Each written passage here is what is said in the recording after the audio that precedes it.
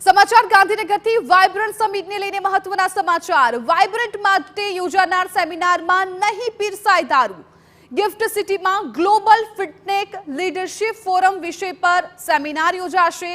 Gift સિટીના MD Tapan રેનું નિવેદન સામે આવ્યું છે। હરીફાઈમાં ટકવા ગિફ્ટ સિટીમાં દારૂની છૂટ અનિવાર્ય હતી તેવું તપન રેએ કહ્યું છે। કોઈ ઉદ્યોગપતિને દારૂની છૂટ ન હોવાનું કારણ ન આપવાનું હેતુ છે તેવું પણ નિવેદન તેમના તરફથી સામે આવ્યું છે। મહત્વનું છે કે ગિફ્ટ સિટીમાં વાઇબ્રન્ટ સમિટને લઈને મહત્વના સમાચાર। વાઇબ્રન્ટ માટે યોજાનાર સેમિનારમાં દારૂ નહીં પીરસાય।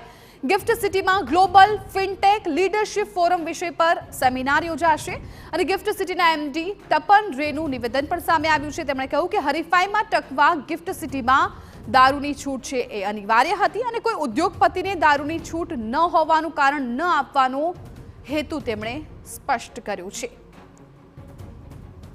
સર્વિસ સેન્ટર છે ને એમાં વર્લ્ડ વાઇડ બહુ કોમ્પિટિશન હોય છે।